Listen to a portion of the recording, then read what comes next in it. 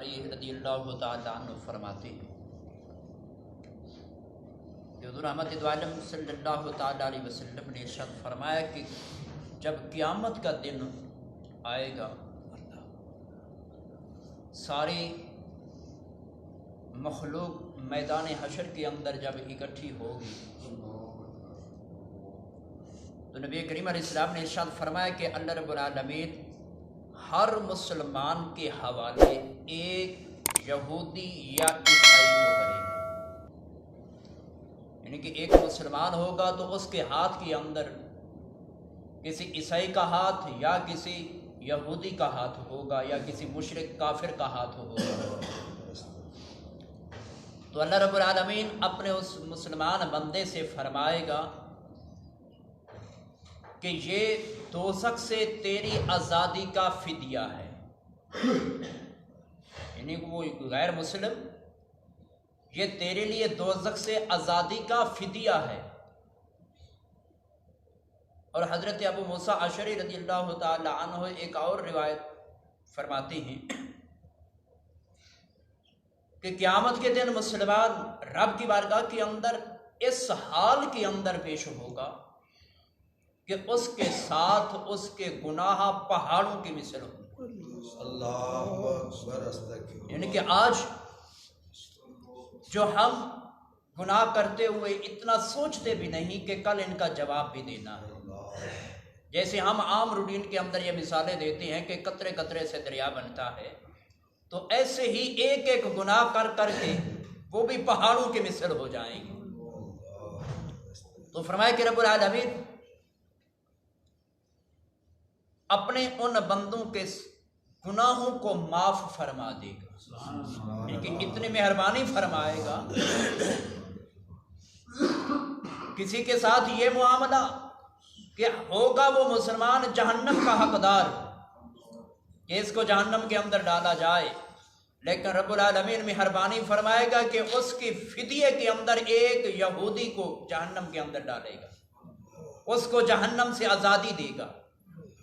تو کوئی مسلمان اس حال کے اندر رب کی بارگاہ کے اندر پیش ہوگا کہ اس کے ساتھ پہاڑوں کے مثل اس کے گناہ ہوں گے، لیکن رب العالمین مہربانی فرما کر اپنے اس بندے کے پہاڑوں جیسے گناہوں کو معاف فرما دے گا اور اس کے لیے نجات کا پروانہ لکھ دے گا کہ اس کو جنت کے اندر لے جاؤ۔ لیکن اللہ رب العالمین کی اتنی مہربانیاں، اور ادھر ہمارا یہ حال کہ ہمیں گناہ کرتے ہوئے شرم ہی نہیں آتی، نیکی کرتے ہوئے ہم شرماتے ہیں۔ جیسے اگر کسی کو اذان کا کہا جائے تو آگے سے جواب ملتا ہے مجھے شرم آتی ہے۔ افسوس ہے کہ رب کا نام بلند کرتے ہوئے شرم آتی ہے، ادھر گالیاں نکالتے ہوئے میں شرم نہیں آتی۔ اگر کسی اور نیکی کا کہا جائے کہ یار خود نماز پہ آتی ہو، اپنی اولاد کو بھی ساتھ لاؤ، ہمسایوں کو بھی ساتھ لاؤ، تو آگے سے جواب یہی ملتا ہے کہ مجھے ان کو کہتے ہوئے شرم آتی ہے۔ لیکن گناہ کرنے کے لیے اکیلا تو دور کی بات، 2 4 8 دوستوں کو ساتھ ہم شامل کر لیتی ہیں اس گناہ کے اندر۔ تو اسی طرح حضرت سیدنا عبداللہ ابن عمر رضی اللہ تعالیٰ عنہ فرماتی ہیں کہ حضور رحمت دو عالم صلی اللہ تعالیٰ علیہ وسلم نے ارشاد فرمایا کہ قیامت کے دن مومن مسلمان کو اس کے رب کے قریب کیا جائے گا، یعنی رب کی بارگاہ کے اندر اس کو کھڑا کیا جائے گا۔ تو فرمایا اللہ رب العالمین اپنے رحمت کا پہلو اپنے اس بندے کے اوپر رکھے گا، اور پھر رب العالمین اس کے سامنے اس کا نامہ اعمال ایسے کرے گا، اور پھر رب العالمین اپنے اس بندے سے فرمائے گا کہ کیا تو ان گناہوں کو پہچانتا ہے کہ جو تو دنیا کے اندر کر کے آیا ہے؟ اور پھر فرمایا کہ وہ بندہ یہ عرض کرے گا کہ اے مولا ہاں میں پہچانتا ہوں، یہ گناہ میں نے رات کے اندھیرے کے اندر کیے یا دن کے اجالے کے اندر کیے یا گھر کی 4 دیواری کے اندر کیے یا باہر دوستوں کے ساتھ مل کر کیے یعنی کہ وہ بندہ ایک ایک اپنے گناہ کا اقرار کرے گا. لیکن آج ہم گھر والوں سے چھپ کر تو گناہ کرتے ہیں، دوستوں سے چھپ کر یا ان کے ساتھ مل کر تو گناہ کرتے ہیں، لیکن کسی اور کو پتہ نہ لگ جائے. لیکن اس بات سے ہم بے خبر ہیں کہ ہم چار دیواری کے اندر گناہ کریں یا اندھیرے کے اندر گناہ کریں یا کہیں دور دراز کے علاقے کے اندر ہم جا کر ویرانے کے اندر گناہ کریں، لیکن ایک ذات رب کی ذات ہے جو ہمیں ہمہ وقت دیکھتی ہے. تو وہ بندہ جب اپنے گناہوں کا اقرار کرے گا، عرض کرے گا کہ مولا ہاں میں ان گناہوں کو پہچانتا ہوں کہ میں نے دنیا کے اندر غفلت کے اندر رہ کر ان گناہوں کو کیا ہے. تو پروردگار اپنے اس بندے سے ارشاد فرمائے گا کہ کیا میں نے دنیا کے اندر تیرے ان گناہوں کے اوپر پردہ نہیں ڈالے رکھا؟ تو وہ عرض کرے گا کہ مولا تو نے دنیا کے اندر میرے گناہوں پہ پردہ ڈالے رکھا کہ میرے گناہوں کو لوگوں کے سامنے ظاہر نہیں ہونے دیا. تو پروردگار اپنے اس بندے سے پھر ارشاد فرمائے گا کہ جا، جیسے دنیا کے اندر میں نے تیرے پردوں پہ عیبوں پہ پردہ ڈالے رکھا، آج اسی طرح میں تیرے گناہوں کو معاف کرتا ہوں اور تجھے نجات کا پروانہ دیتا ہوں کہ جنت کے اندر چلے. لیکن یہ معاملہ ہو سکتا ہے کہ رب العالمین کسی ایک کے ساتھ فرمائے، کیونکہ وہ ان اللہ علی کل شیء قدیر ذات ہے. لیکن ہمیں ایسے کام ضرور کرنے چاہیے کہ جن کی وجہ سے رب العالمین ہمارے اوپر رحمت فرمائے. ایک اور حدیث کے اندر آتا ہے کہ حضرت عبداللہ ابن مسعود رضی اللہ تعالیٰ عنہ فرماتی ہیں کہ حضور رحمت دو عالم صلی اللہ تعالیٰ علیہ وسلم کی بارگاہ کے اندر ایک شخص حاضر ہوتا ہے اور آ کر عرض کرتا ہے کہ یا رسول اللہ مجھ سے گناہ ہو گیا ہے، تو مہربانی فرماؤ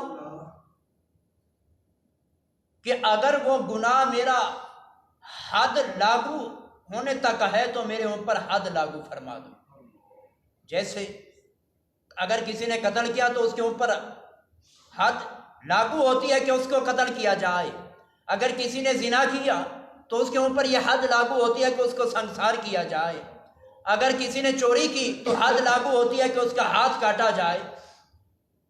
تو وہ بندہ آقا کی بارگاہ کے اندر آ کر یہ عرض کرتا ہے کہ یا رسول اللہ میں نے گناہ کیا ہے، اگر حد لاگو ہوتی ہے تو میرے اوپر حد لاگو فرما دیں. تو یہ گفتگو جاری تھی کہ رب العالمین نے آیت کریمہ نازل فرمائی.